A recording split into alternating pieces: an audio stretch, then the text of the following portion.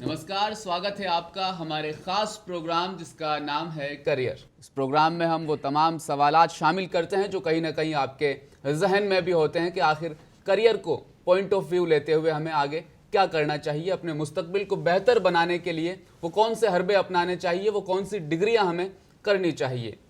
नाजरीन, फ़िलहाल 10th के एग्ज़ाम अभी मुकम्मल हुए हैं, काफ़ी अच्छे नताइज देखने को मिले हैं, लेकिन 10th एक ऐसी उम्र होती है जब हम 10वीं क्लास पास कर लेते हैं तो इसे कच्ची उम्र भी कहा जा सकता है। महज 14 या 15 साल की आपकी उस वक्त उम्र होती है। नहीं समझ आता कि आखिर अब मुझे मुस्तकबिल में अपनी तालीम को जारी रखते हुए कौन से सेक्टर में जाना चाहिए। हिंदुस्तान की अगर हम बात करें तो अक्सर फैमिलीज़ में ऐसे मेंटोर नहीं मिल पाते हैं जो हमें बेहतर तरीके से गाइड कर सके कि आखिर हमें अब आगे हमारे भविष्य में हमें वो कौन सी डिग्रियां करनी चाहिए, कौन सी तालीम हासिल करनी चाहिए। लिहाजा आज के इस प्रोग्राम करियर में इसी को हमने अपना मजमून बनाया। आज के इस प्रोग्राम के अंदर हमारे साथ जो गेस्ट मौजूद हैं उनका तारुफ करवाना चाहूँगा। डॉक्टर शेख रहमान साहब हमारे साथ इस वक्त मौजूद हैं। इनके मुतालिक बताना चाहूँगा, PhD होल्डर है, प्लस आपने dual masters international business management में की है। अलग अलग कंट्रीज़ में आप जाते हैं, ख़ास तौर पर इसी तरह के प्रोग्राम आप वहाँ कंडक्ट करते हैं। इस्तकबाल है सर आपका हमारे ख़ास प्रोग्राम करियर में। शुक्रिया, बहुत बहुत शुक्रिया। अस्सलाम वालेकुम नाज़रीन। आपसे मैं ये जानना चाहूँगा कि 10वीं क्लास की जो उम्र होती है हिंदुस्तान में आजकल 14 या 15 साल की महज इस उम्र में हम 10वीं क्लास के इम्तिहानात पास कर लेते हैं। उसके बाद हमें क्या करना चाहिए? एक 10वीं क्लास के छोटे बच्चे को तो शायद इसका अंदाज़ा नहीं होगा कि हमें अब क्या करना चाहिए, तो उनको आप क्या राय देना चाहते हैं? जी, तो इस प्रोग्राम की चूँकि जैसे आपने देखा है कि टॉपिक बहुत इम्पॉर्टेंट, बहुत अहम है उन स्टूडेंट्स के लिए जो अभी 10th पास करके बाहर आ रहे हैं इस साल, राइट। तो इसमें जो है हम इंशाल्लाह आज डिटेल में डिस्कस करेंगे about what is after 10th। चूँकि आफ्टर 10th एक इतना इम्पॉर्टेंट स्टेप है यहाँ पर बच्चों को या पेरेंट्स को मिलकर एक्चुअली डिसाइड करना है कि भाई बच्चे को फ्यूचर में कैरियर कैसे प्लान करना है, आगे कैरियर में how he should basically progress, how and what field he should choose. तो ये इतने इंपॉर्टेंट स्टेप्स है कि अगर बच्चा, चूँकि हमारा जो करंट एजुकेशन का निज़ाम है इंडिया में, जो करंट एजुकेशन सिस्टम है, वो इस सिस्टम जो है अलाउ नहीं करता कि भाई बच्चा अगर किसी स्ट्रीम की तरफ आगे बढ़ गया 10th के बाद तो he can not switch back to the other stream. That is the criticality over here. तो इसमें हम सबसे पहले बच्चों को जब काउंसलिंग करते हैं या फिर we are having lot of experience mentors who basically talk to students, we basically conduct lot of programs for the school convener, school के जो मैनेजमेंट है उनके लिए हम बहुत सारे प्रोग्राम, करस्पॉन्डेंट के लिए बहुत सारे प्रोग्राम्स कंडक्ट करते हैं जहाँ पे हम ये अवेयरनेस लाने की कोशिश करते हैं कि भाई what is this important step that student is going to take in his life now. तो इसके लिए चूँकि देखिए हम अब चूँकि हम चैनल पर बैठ के बात कर रहे हैं तो हमारे मदुईन जो है वो सभी किस्म के लोग हैं इसमें, पढ़े लिखे भी है पेरेंट्स, और इसमें ऐसे पेरेंट्स भी होंगे जिनकी एजुकेशन कम है लेकिन बच्चों को पढ़ाना चाह रहे हैं। बिल्कुल, ये भी प्रोस्पेक्टिव देखना पड़ेगा यहाँ पे हम जब बात करेंगे। कुछ ऐसे पेरेंट्स हैं जो ऑलरेडी पढ़े लिखे हैं और वो भी किसी फील्ड में सेट है, तो उनको विजिबिलिटी नहीं है, ग्लोबल विजिबिलिटी नहीं है कि भाई दूसरी फील्ड में क्या होगा, दूसरी फील्ड में क्या अपॉर्चुनिटीज़ है। जनरल ट्रेंड जो देखा गया बच्चों में, वो ट्रेंड ये है कि भाई बच्चा देखता है कि भाई मेरा दोस्त क्या कर रहा है, उसको होता है पीर इन्फ्लुएंस, इसको कहते हैं पीर इन्फ्लुएंस। तो बच्चा कोशिश ये करता है कि भाई मेरा दोस्त जो करा मैं भी वो कर लूँ। Actually this is not his target. यानी इस बच्चे को फॉर एग्जांपल जाना है गच्चीबोली, एग्जांपल मैं अगर हैदराबाद की बात कर रहा हूँ तो इसको जाना है ईस्ट के डायरेक्शन में, और जो दूसरा इसका दोस्त है उसको जाना है वेस्ट के डायरेक्शन में, क्योंकि इन दोनों के घर अलग जगह पर है। तो जिसे इनके घर अलग जगह पे, वैसे ही इनके objective and destinations might be different. Some time it may be same, but most of the time बच्चों को जो है ना यहाँ पर ये देखना पड़ेगा कि बच्चे मोस्ट ऑफ द टाइम ये होता है कि वो पीर इन्फ्लुएंस होता है एक तो, कि भाई मेरा दोस्त ये ले रहा तो मैं भी ये ले लूँ। जबकि अगर आप उनका एकेडमिक कार्ड निकाल के देखें, किसी बच्चे की सलाहियत मैथ्स में अच्छी है, किसी बच्चे की सलाहियत सोशल साइंसेस में अच्छी है, किसी बच्चे की सलाहियत किसी और सब्जेक्ट में अच्छी है। तो हम यहाँ पर बेसिकली बच्चों को what we basically advise is we basically sit with them, we talk to them with their parents। तो हम जो कैरियर प्रोग्राम कंडक्ट करवाते हैं बहुत सारे स्कूल्स में, ऑनलाइन लाइव प्रोग्राम्स होते हैं, और on regular basis every week एबिट्स में जामिया निज़ामिया की जो बिल्डिंग है वहाँ पर रेगुलरली वीक में हम कंडक्ट करवाते हैं प्रोग्राम, जिसमें हम बच्चों से बात करते हैं, उनके पेरेंट्स से बात करते हैं कि भाई बच्चे के मुस्तकबिल को लेके भाई what he wants to become first thing, not what parents want to make him.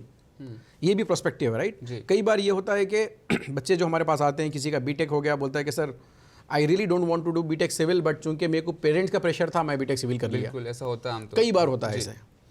हालांकि बच्चे की एबिलिटी किसी और में बहुत अच्छी है, he can perform tremendously in some other field, but चूंकि प्रेशर उसको होता है, एक तो पीर प्रेशर होता है या फिर पेरेंट्स का प्रेशर होता है। पेरेंट्स चाहते हैं कि भाई मेरे बच्चे को डॉक्टर ही करवाना है।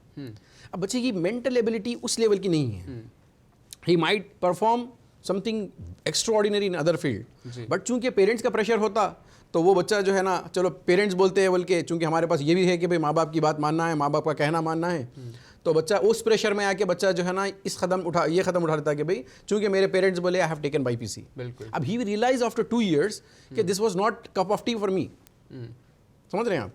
तो इसमें बहुत इंपॉर्टेंट है कि बच्चों को पेरेंट्स के साथ, चूंकि आप देखिए ज़माना जिस रफ्तार से तरक्की कर रहा है, ज़माना जिस रफ्तार से चल रहा है, it is very critical, very important कि भाई बच्चों को, पेरेंट्स को भी समझना चाहिए कि बच्चों के लिए कौन सा शोबा बहुत इंपॉर्टेंट है, बच्चे की किस सब्जेक्ट में उसकी अच्छी परफॉर्मेंस है उसको एनालाइज किया जाए, साथ साथ फ्यूचर जो रिक्वायरमेंट है उसको देखा जाए, और साथ साथ ये भी देखा जाए कि बच्चे की जो है ना ही मतलब ये नहीं कि भाई बच्चे का पीर इन्फ्लुएंस ये है कि भाई इसके दोस्त ये कर रहा है तो उसको करवा दो, या मैं चाह रहा हूँ कि इसको ये करवाना है तो करवा दो। Rather let us look at what are his core competencies, look at basically किस फील्ड में वो बच्चा परफॉर्म करेगा, do the career counselling through a any expert who is basically coming from the industry, having a strong academic background.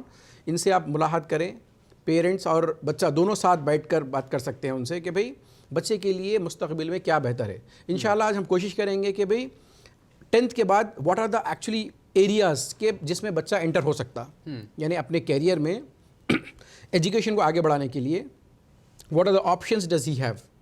ठीक है, तो इसमें साथ साथ में आज जब हम बात करेंगे तो मैं इंशाल्लाह ये भी डिस्कस करूंगा कि हमारा नेशनल एजुकेशन पॉलिसी जो नई आई है NEP 2020, बिल्कुल, इस पॉलिसी के तहत भी इंशाल्लाह हम रोशनी डालेंगे आज के डिस्कशन में। और न्यू एजुकेशन पॉलिसी जो है इससे किस तरह से जो है ना फ्यूचर जो एकेडमिक्स है वो कैसे, इसका डायनेमिक्स कैसे चेंज होने वाला है, what is the importance of skill education, इस पे भी इंशाल्लाह हम गुफ्तगू करेंगे। क्योंकि हम ये देख रहे हैं कि हम जब भी बच्चों से बात करते हैं, what we have been observing कि बच्चे से अगर हम बात करेंगे भाई 10th हो गया बेटे आप क्या करना चाह रहे हैं, बच्चा बोलेगा सर CEC करना है। क्यों करना है CEC? बोलता है कि सर आसान सब्जेक्ट है। अच्छा ठीक है, दूसरा बच्चा अगर हम बात करते हैं बोलता है कि मेरे को MPC करना है, और किसी से बात करते हैं वो बोलता है कि मेरे को BPC करना है। तो बच्चों को या पेरेंट्स को यही पता है कि भाई MPC, BPC और CEC के अलावा दे डोंट हैव विजिबिलिटी, यानी 80% से ज़ायद पेरेंट्स को, बच्चों को विजिबिलिटी नहीं है कि इसके अलावा कुछ और भी है। Whereas there are plenty of opportunities apart from the regular inter. चूँकि रेगुलर इंटर के आप देखते हैं न्यूज़पेपर में बड़े बड़े ऐड आते हैं, तो parents are getting influenced, childrens are also getting influenced. तो उसकी वजह से हो ये रहा है कि जो दूसरे शोबे हैं जिसमें बच्चों को, बल्कि I would say rather there are more career prospects than are regular MPC, BPC, CEC। तो चूँकि वो हाईलाइट नहीं हो रहा तो पेरेंट्स को उसकी विजिबिलिटी नहीं है, ना ही जो है ना टीचर्स को उसकी विजिबिलिटी है बहुत ज़्यादा, और ना ही बच्चों को है। उसकी वजह से हो क्या रहा है कि finally student ends up taking either MPC, BPC और CEC। This are the major streams. अब मैं बात करता हूँ थोड़ी देर के लिए, before I come to the what are the options. मैं उससे पहले थोड़ा सा बात करना चाहूँगा कि आप देखिए कि सबसे बड़ा मुद्दा फिलवक्त जो इंडिया में है वो क्या है। अगर आप न्यूज़पेपर देखें, मीडिया चैनल देखें, सबसे बड़ा मुद्दा जो फिलवक्त नज़र आता है वो है unemployment. Unemployment is the major issue today. तो ये अनएम्प्लॉयमेंट की वजह क्या है, अगर हम एनालाइज करें इसको और थोड़ा सा इसकी अगर स्टडीज़ जाके देखें कि भाई what are the reason that there is an unemployment. होता ये कि किसी भी कंपनी में जब बच्चे को हायर किया जाता, they don't only see their academic qualification, along with academic they will also see their technical qualification. तो इसकी वजह से हो ये रहा है कि बच्चे जो 10+2 करके ड्रॉप आउट जो रेशियो है, अगर आप इसको सर्च कर देखेंगे जो रिसर्च है रिसेंट, ये है कि मोर देन 54% बच्चे इंटर में आके ड्रॉप आउट हो जाते हैं। यानी अगर हम बात कर रहे हैं total, just for the sake of understanding, अगर मैं बात कर रहा हूँ 1 लाख बच्चों की, 1 लाख बच्चे में से 54,000 बच्चे इंटर के बाद ड्रॉप हो जाते, because they unable to either clear the inter, या फिर they see that the papers are, theoretical papers are very tough. Most of the time student see that it is not relevant because सिर्फ theory पढ़ रहा है बच्चा वहाँ पर। तो ये वजह है कि जिसकी वजह से एक तो बच्चों का अनएम्प्लॉयमेंट, अब यहाँ पे एजुकेशन डिसकंटिन्यू हो गया बच्चे का, क्योंकि अनेबल टू क्लियर द 10+2 वो 4 अटेम्प्ट करता है लेकिन फिर भी क्लियर नहीं कर पाता मैथ्स के सब्जेक्ट को। जैसे मैं एक एग्जांपल दूं, कई सारे बच्चे अब हमारे पास जो आ रहे हैं काउंसलिंग के लिए, वो मैथ्स से डरे हुए हैं, बोलते हैं कि सर मैथ्स है चूंकि इसलिए मैं MPC नहीं ले रहा हूँ। तो मेरा क्या लेना चाह रहे बेटे? बोलता है कि भाई I want to take CEC, though he is having calibre in science but he don't have an option, क्योंकि BPC is not his cup of tea. बिल्कुल। अब what he is left with is CEC, जबकि CEC actual नहीं करना चाह रहा था वो, ना ही CEC उसका कोर इंटरेस्ट था। चूंकि MPC इस वजह से नहीं ले रहा बच्चा यहाँ पर मैथ्स है बोलकर, मेजॉरिटी बच्चों को अगर आप देखेंगे दे विल हैव दिस प्रॉब्लम। तो मैं चाहूँगा कि पेरेंट्स, इंशाल्लाह आप लोग यू आर मोस्ट वेलकम। आप एबिट्स पे KFC बिल्डिंग है जामिया निज़ामिया की, उसमें 3rd फ्लोर पर हम 1-on-1 बच्चों को बुलाकर काउंसलिंग करते हैं कि भाई उनके कैरियर में इसके अलावा क्या ऑप्शंस है, जो इंशाल्लाह आज हम डिस्कस करेंगे अपने कॉल में। तो इसको लेके आगे हम आगे बढ़ते हैं इस बात को लेके कि भाई apart from regular inter what are the other options. 10th के बाद 10th जो बच्चा पढ़ रहा है, 10th में बच्चे को इंटर में रेगुलर इंटर एक हो गया, जैसे MPC, BPC, CEC, MEC जो ग्रुप्स की बात कर रहा था मैं भी आपको। इसके अलावा बच्चे को अगर बच्चा, बल्कि जैसे मैं बता रहा था अभी आपको कि न्यू एजुकेशन जो पॉलिसी आई है, इसमें स्किल्स पे बहुत ज़्यादा जोर दिया गया कि students at this age should go for skills in the sense, बच्चा जैसे मैं बोल रहा हूँ कि भाई बच्चे को जॉब अप्लाई कर रहा है किसी पर्टिकुलर कैटेगरी में, लेट्स से बच्चा अप्लाई करना चाह रहा है जॉब एज एन अकाउंटेंट, तो ये बच्चे को अगर सिर्फ बच्चे के हाथ में डिग्री हो या सिर्फ 10th हो या इंटर हो, he will not gate A job. क्यों? क्योंकि बच्चे को जो एक्चुअल सॉफ्टवेयर यूज़ करना है अकाउंटिंग के लिए, टैली का software for example, he don't know at this stage. तो बच्चा अगर रेगुलर इंटर के बजाय बच्चा वोकेशनल इंटर में जाता है, तो यानी जैसे मैं बता रहा था कि एक तो हो गया रेगुलर इंटर, दूसरा हो गया इंटर विथ वोकेशनल स्टडीज़, तीसरा ऑप्शन है बच्चे के पास ITI, चौथा ऑप्शन है बच्चे के पास पॉलिटेक्निक। मैं अभी पढ़ाई की बात कर रहा हूँ कि भाई आगे एजुकेशन कैसे कैरी फॉरवर्ड होगा, ठीक है। तो 10th के बाद जो बच्चे रेगुलर स्ट्रीम में, मैं जैसे बता रहा हूँ कि 80% बच्चे they go for regular inter, MPC, BPC, CEC, चूँकि उनको ये बाकी के जो स्ट्रीम्स है इसके बारे में उनके पास neither they have more information nor they are confident कि भाई इससे कैरियर ग्रोथ कैसे होगी, इससे कैरियर अपॉर्चुनिटीज़ क्या है, दे डोंट नो। तो यहाँ पर मैं ये क्लैरिफाई करना चाहूँगा कि career opportunity with vocational education is more than a regular inter. Let me give a more detail about that कि ये किस तरह से होगा, बच्चा अपने कैरियर में कैसे आगे बढ़ेगा, और उसके लिए वोकेशनल अगर बच्चा लेकर चलता है कैरियर पाथ, तो how he will settle in the career earlier than the regular inter student. तो इसमें हम 2 मुद्दों पे बात करेंगे। एक तो मैं जैसे बताया कि एक सबसे बड़ा इशू है हमारे सामने अनएम्प्लॉयमेंट, दूसरा इशू है हमारे सामने सबसे बड़ा वो है drop out ratio, right. Unemployment को अगर हम फुलफिल करना चाह रहे तो what do we need skills, यानी बच्चे के पास अगर स्किल्स हो तो ही गेट एम्प्लॉयमेंट। अब जैसे ऑलमोस्ट जो सेंट्रल गवर्नमेंट की तरफ से एक बॉडी है जिसका नाम है NSDC, national skills development corporation. तो NSDC के तहत there are 32+ sectors which are having different skill courses after 10th, after inter, after graduation, after engineering, ठीक है। तो ये जो गवर्नमेंट ने सेटअप किया है NSDC, इसका प्राइमरी पर्पज़ ये है कि बच्चे स्किल्स हासिल करें और जॉब करें, ये एक ऑप्शन हो गया, right. Now coming back to 10th के बाद अगर बच्चा वोकेशनल इंटर लेता है, वोकेशनल इंटर यानी वोकेशनल इंटर में मैं गिना दूं कि कौन कौन से प्रोग्राम्स करंटली अवेलेबल है तेलंगाना, हैदराबाद में। यहाँ पर एक तो स्ट्रीम है पैरामेडिकल में नर्सिंग कोर्सेस है, पैरामेडिकल में लैब टेक्नीशियन कोर्सेस है, पैरामेडिकल में फिजियोथेरेपी एक कोर्स है। ये तीनों के सेक्शन में, तीनों कोर्सेस में there is a huge job demand in the market.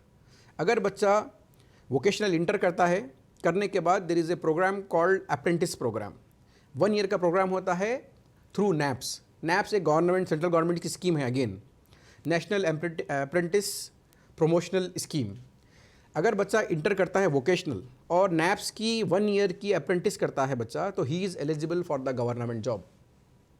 This is first point. Now coming to the second point, बच्चा वोकेशनल इंटर करता है, उसके बाद अगर बच्चे को लेट्स से अभी जैसे हम बात की पैरामेडिकल के 3 कोर्सेज़ की, अगर ये बच्चा फर्दर स्टडी कंटिन्यू करना चाह रहा नर्सिंग में, तो he can or she can write a bridge course and she or he is equally eligible to go for any regular education including NEET.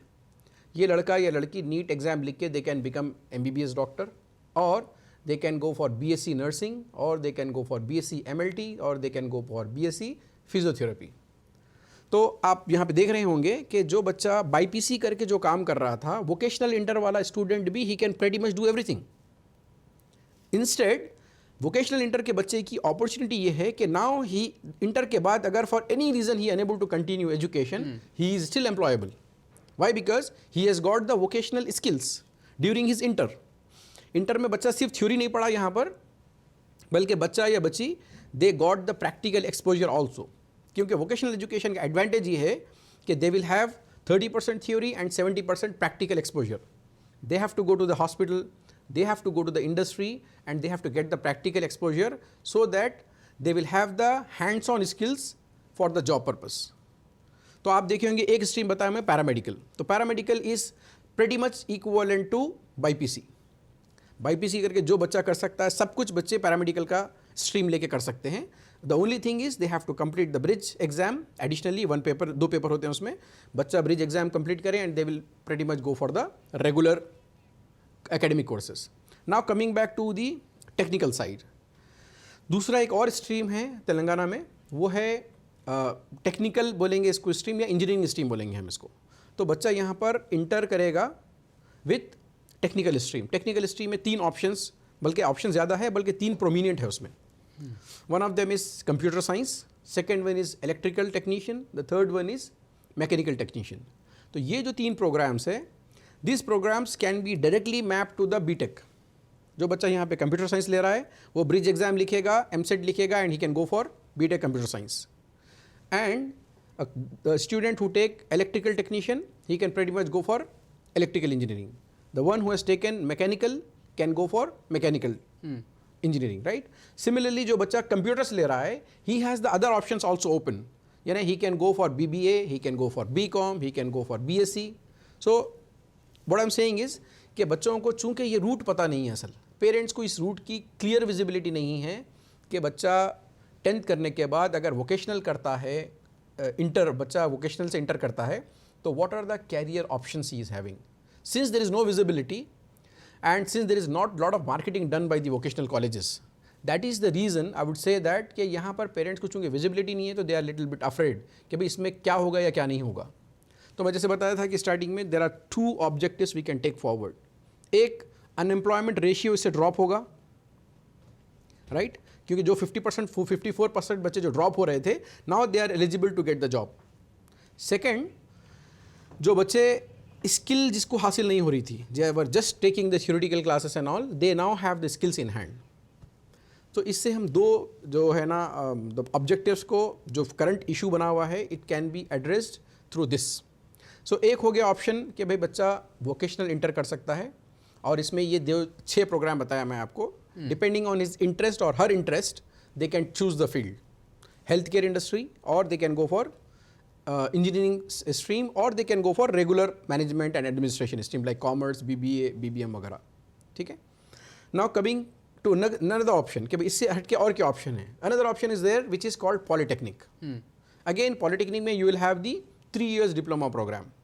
Polytechnic diploma program का advantage ये है कि बच्चा 3 साल पॉलिटेक्निक करेगा and he become diploma in computer science engineering, और he can become a diploma in electrical engineering, diploma in mechanical engineering, diploma in automobile engineering, whatever जो भी पॉलिटेक्निक स्ट्रीम्स अवेलेबल है. इसके बाद ये होगा कि बच्चा he can further if you want to study, he can take BTech and he will get a lateral entry into BTech in the second year. तो एक दूसरी रूट ये एक और हो गई अपार्ट फ्रॉम वोकेशनल इंटर. तीसरा ऑप्शन ये है कि अगर बच्चों में या पेरेंट्स में ये है कि भाई they are not in a position to take his education forward for financial reasons और व्हाटएवर रीजंस, बिल्कुल ITI भी अवेलेबल है. They can go for ITI which is again a 2 year certificate program. So ITI basically is not an academic course, it is just a technical course. तो बच्चे का 2 year होगा, he is more expose to the practicals and he can go and work in the industry as a technician. तो अगर if you look at in a bigger picture now, एक हम जैसे देख रहे थे कि जैसे 10th का बच्चा आया तो what are the options he is having. ये जब पेरेंट्स को पता चलेगा, ये विजिबिलिटी उनको होगी, तो this will actually open up more windows for the parents as well as for the student to choose from. चूँकि मैं जैसे आपको बता रहा था शुरू में कि चूँकि इसकी विजिबिलिटी नहीं है, आप गालिबन अगर न्यूज़पेपर, चूंकि हम न्यूज़पेपर की अभी ऑफिस में बैठे हुए हैं, तो यहाँ पर आप देखते होंगे कि अगर आप पिछले हफ्ते के या पिछले उससे पहले हफ्ते के न्यूज़पेपर के आप एड्स उठा के देख लें, वोकेशनल कॉलेज का कोई बड़ा ऐड नहीं मिलेगा आपको. So with that actually it is living impression in the society कि भाई MPC BPC CEC के अलावा कोई ऑप्शन ही नहीं है. That's how it is being perceived in the society right now. So what I would से इज़ के there are plenty of opportunities apart from the regular inter where student or parent can choose, but provided that they have to have a right mentor who they can go and meet, they can discuss in person. क्योंकि देखिए यहाँ मामला हर individual का different है, हर individual बच्चे की सलाहियत different है. मैं जैसे स्टार्टिंग में बात किया था कि दो दोस्त हैं तो एक दोस्त का डेस्टिनेशन कुछ और होगा, दूसरे का दूसरा कुछ और होगा, लेकिन चूंकि दोनों साथ बैठे हुए तो चाहते कि भी हम साथ मिलकर पढ़ लें. So might be they are having a different capabilities. कोई मैथ्स में अच्छा होगा तो कोई साइंस में अच्छा होगा, कोई सोशल में अच्छा होगा तो कोई इंग्लिश में अच्छा होगा. तो this is what we have to basically analyse. There is a program, there is a test called SWOT analysis. The analysis has to be done. Using the analysis we can able to understand what are the core strengths of a student. core strengths बच्चे की क्या है, जैसे SWOT analysis में 4 boxes होते हैं: strength, weakness, opportunities and threats. तो इसमें देखा जाता है कि बच्चे की what are the core areas and core capabilities he is having. So that analysis has to be done. Then we can basically also see what are his past performances, plus we will also see what is his career plan. अगर उसके बच्चे के जहन में कोई बात है या पेरेंट के जहन में कोई बात है तो we can basically make them sit and understand कि भाई yes, this is the right career path, he can choose or she can choose, and then they can progress in the career. एक बड़ा सवाल अभी भी मुझे थोड़ा सा मिसिंग लग रहा है जी. छोटा बच्चा जब स्कूल में होता है तो वो सोचता है टीचर को देखते हैं सामने हम, राइट. टीचर को देखने के बाद लगता है कि हम भी टीचर बन जाते हैं. जी. पहली मर्तबा हॉस्पिटल जाते हैं, डॉक्टर को देख के लगता है हम डॉक्टर बन जाते हैं. 10th के बाद इस चीज़ को कैसे आइडेंटिफाई किया जाए कि आखिर मुझे करना क्या, क्योंकि बच्चों को खुद को भी नहीं पता होता है कि असल में मेरे अंदर ये कैपेबिलिटी बहुत ज़्यादा अच्छी है, मैं इस फील्ड में जाऊँगा तो शायद बहुत ज़्यादा अच्छा कर पाऊँगा. इस चीज़ को पेरेंट्स कैसे आइडेंटिफाई करें, स्टूडेंट खुद कैसे आइडेंटिफाई करे, उसके बाद वो ये डिसीजन लेकर आगे मुझे इस फील्ड में क्या करना चाहिए. देखिए इसमें कुछ तो थंब रूल्स है जो देखना पड़ेगा कि भाई how and what way he can able to decide. सबसे पहले बच्चे की अगर हम बात कर रहे हैं तो उसकी बच्चे की एज इतनी कम है कि he might not able to decide about his career. बिल्कुल. लेकिन अगर आप देखते हैं कि आज के बच्चे जो है ना बड़े स्मार्ट है, बड़ों से भी ज़्यादा स्मार्ट है बच्चे. उनकी कोर कैपेबिलिटीज उनको पता है कि भाई दे आर परफॉर्मिंग बेटर.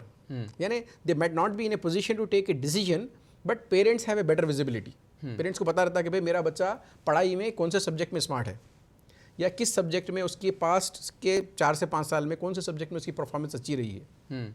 ठीक है. जैसे मेरा एक बेटा है, he is very smart in handling the devices, computer, mobile, कोई भी एप्लीकेशन आप डालें, कोई प्रॉब्लम अगर हो रही है तो he is in a very good position to do the settings. So I am like with that you can understand कि भाई what potentially he is having a good capabilities. तो ऑफ कोर्स जैसे आप सवाल पूछे कि बहुत इंपॉर्टेंट सवाल है कि भाई how student will decide. Student will not be in a position to decide. What he can say is post you do the SWOT analysis, you can able to basically come up saying कि भाई yes, he is better in this area, he might not able to do good in this area. तो ये possibility ये होगा कैसे, ये right सवाल आपका ये है कि भाई ये होगा कैसे, how actually it is going to be implemented. Identify कैसे किया जाएगा. हाँ, आइडेंटिफिकेशन के लिए you basically have to either if you have a parent who is having a wider understanding of the industry, then the parent should sit with the child and discuss with the child कि भाई बेटे आपको जो है ना, आप मतलब ये डिस्कशन तो वैसे मैं समझता हूँ कि हर घर में होता ही होगा. अगर नहीं होता है तो होना चाहिए कि बेटे से बच्चों से बैठ के पूछें कि भाई आप क्या करना चाह रहे, बिल्कुल आप क्या बनना चाह रहे हैं, बजाय ये कि आप ये बोले कि आप ये करो. क्योंकि आप देखिए बच्चा जब बात करेगा ना तो ही इज़ वेरी न्यूट्रल, उसको कोई पैसा प्रेशर नहीं रहेगा कि भाई मेरे को ये बोलना है, बल्कि जब आप उससे पूछेंगे तो ही विल ओपनली टेल कि भाई I am good in this, I am good in that. तो पेरेंट्स अगर ये काम कर पाएँ कि भाई ये मेंटरशिप कर पाएँ बच्चों की तो बहुत अच्छी बात है. It is actually an ideal situation जहाँ पे पेरेंट बच्चों के साथ बैठ के बात करें इंस्टेड ऑफ उसको फोर्स करें कि तुमको ये करना है. क्योंकि मैं जैसे बताया कि भाई हो सकता है बच्चे की सलाहियत है 1 घंटे में 100 किलोमीटर भागने की, राइट. 1 घंटे में 100 किलोमीटर भागने की सलाहियत है. अगर आप जो है ना उसकी उस सलाहियत को यूटिलाइज नहीं कर रहे तो actually you are not using his capabilities and abilities, जो बच्चे के अंदर असल कैपेबिलिटी है. तो बच्चा जो है ना he may not able to perform in that space. ठीक है. तो पेरेंट्स बेसिकली सबसे पहले तो बच्चों के साथ बैठकर ये डिस्कस करें कि भाई what is right for him, try to understand which area he is expert, which area he is better at, and then you can basically come up with the proposition कि भाई हाँ आपके लिए ये प्रोग्राम बेटर हो सकता। दूसरा एक पर्सपेक्टिव है इसको देखने का कि कई सारे घरों में फाइनेंशियल प्रॉब्लम है, कई सारे घरों में फाइनेंशियल प्रॉब्लम है, parents are not in a position to bear the cost of education. तो उस प्रोस्पेक्टिव में क्या किया जा सकता है कि भाई आप फिर अब तो आपको ये विंडो देखना पड़ेगा कि भाई मेरा बच्चा जल्द से जल्द how fast he can get settled. क्योंकि आप देख रहे होंगे कि जो अनएम्प्लॉयमेंट रेशियो है, जो बच्चे बीकॉम कर चुके, जो बच्चे बीबीए कर चुके, जो बच्चे एमबीए कर चुके, जो बच्चे इंजीनियरिंग कर चुके, जो बच्चे बी फार्मेसी कर चुके, 2 से 4 से 8 साल हो गए, but they are still having lot of problem in settling down in their respective academic career. बच्चे का जो एकेडमिक कैरियर था उसमें बच्चे को सेटल होने के लिए बड़ा प्रॉब्लम हो रहा, तो finally he has taken a route of BPO, he has gone to some other job. तो यहाँ पर जो प्रॉब्लम हो रही है, इसकी प्रॉब्लम की वजह क्या थी? यहाँ पे ये जो प्रॉब्लम हो रहा है कि बच्चे they unable to settle in their career because of the financial burden. घर का फाइनेंशियल सिचुएशन ये है कि they can not wait for more years to get a right job. तो इसमें जो है ना पेरेंट्स को मैं ये एडवाइस करूँगा कि इन दिस पर्टिकुलर सिचुएशन जहाँ पे फाइनेंशियल प्रॉब्लम है, तो वहाँ पे my advice to parents is that they should basically let the child go for a vocational education then a regular inter education. Okay, चूँकि यहाँ पर जैसे मैं बताया कि अर्लियर सेटलमेंट ऑप्शन है यहाँ पर बच्चों को। पहला सेटलमेंट ऑप्शन क्या है? जैसे बताया during inter he has an option, if you want he can go and do an OJT on job training in the hospital, if paramedical related है, इंजीनियरिंग रिलेटेड है, तो respective field he can go and do the OJT। While he is doing the OJT यानी on job training बोलते हैं उसको। On job training में ये है कि company will pay some stipend to him, they will pay some stipend. Let's say आप expect करिए कि लेट्स से कंपनी 5,000 रुपये स्टाइफंड पे कर रही है बच्चे को। बच्चा जो ना पढ़ाई पढ़ रहा है अपना मॉर्निंग आवर्स में, सेकेंड हाफ में he is putting some effort to go to the industry. तो अगर वहाँ बच्चों की स्टाइफंड मिल रहा है 5,000 रुपये, आप मल्टीप्लाई करिए उसको 10 महीने 12 महीने से, so 50 to 60,000 rupees he will get. Whereas inter की फीस बच्चे की सिर्फ 20,000 रुपये है। अगर हम एक बॉल पार्क फिगर लेके भी चलते हैं, एवरेज फिगर, तो फीस खुद से निकल गई। अब यहाँ पर ये नहीं हुआ कि पेरेंट पे बर्डन भी नहीं हुआ financially, rather a student the child himself is supporting the family. तो बच्चे की पढ़ाई भी हो रही है, बच्चे का इंटर भी चल रहा है, साथ साथ बच्चे को प्रैक्टिकल एक्सपोजर हो रहा है जिसकी वजह से ही इज़ इंडस्ट्री रेडी। तो इंटर होने के फौरी बाद this child can go and work in the industry. At the same time new education policy जो मैं थोड़ी देर पहले बता रहा था आपको, NEP 2020 के तहत फ्यूचर में बच्चे जब ग्रेजुएशन करेंगे, they have an option that 70% they can go and work in the industries, 30% they have to take theory classes which can be possible to take only online classes. They don't need to physically be in the college, they can take online classes, 70% they can go and work in the industry. So this is possible when he is coming from the vocational track. अगर बच्चा regular MPC के track से आ रहा है तो MPC के बच्चे को टेक्निकल के बारे में कोई पता नहीं रहेगा, नहीं पता रहेगा। वो सिर्फ इसमें जूझता रहेगा बच्चा कि भाई मेरे को MPC पास होना है। सिमिलरली BPC के बच्चे का हाल ये होगा कि भाई मेरे को BPC पास होना है, क्योंकि उसके लिए सबसे बड़ा टास्क ये है कि पास होना सब्जेक्ट ये। बिल्कुल। तो यहाँ पर एक और पॉइंट मैं रख दूँ कि जो बच्चे हाई परफॉर्मर्स है, यानी जिसका CGPA 9.0 से ज़्यादा है या 9.5 से ज़्यादा है, may be parent can consider them to take them to the regular inter, जैसे MPC BPC वगैरह हो गया। लेकिन जिसका CGPA GPA कम है, जिसका परसेंटेज कम है, it is better that they take them to the vocational. क्योंकि वोकेशनल में एक तो जो एग्ज़ाम का क्राइटेरिया है, it is not as tough as MPC BPC। Secondly, बच्चा यहाँ पे जैसे बताया मैं आपको कि पढ़ाई के साथ साथ he is also gaining the hands on practical exposure. Third perspective is he is also getting some financial support to the family. Fourth is he can continue his education as per new education policy under BVOC, Bachelor's in Vocational, wherein he can continue the field whatever he has taken in inter. चूँकि future में आपको ये barrier ख़त्म हो जाएगा कि भाई आप ये स्ट्रीम लेंगे तो वहाँ नहीं जा सकते, this barrier is going out with the new education policy. तो यहाँ पर क्या होगा कि he is having an option, he can first of all choose what he wants to be tomorrow. Let's say बच्चा चाह रहा है कि भाई I want to become a coder, I want to become a software developer. So instead of putting him into MPC, let him go for computer science from now. Inter में computer science मौजूद है, he can take computer science now. इस computer science में जो topics cover हो रहे हैं, it is pretty much putting him onto the right track. Java is being covered here. Java पढ़ा रहे हैं यहाँ पे, Tally पढ़ाया जा रहा है, Word, Excel, PowerPoint पढ़ाया जा रहा है, Windows पढ़ाया जा रहा है, बहुत सारे बेसिक्स पढ़ाए जा रहे हैं यहाँ पे। तो what he is studying during inter is pretty much what he will be actually studying in engineering tomorrow. तो इंस्टेड ऑफ ऐसे इररिलेवेंट सब्जेक्ट्स जो उसको फ्यूचर में काम ही नहीं आने वाले, क्योंकि his goal is clear, he want to become a computer engineer. अब एक ही बात करेंगे हम कंप्यूटर इंजीनियर की।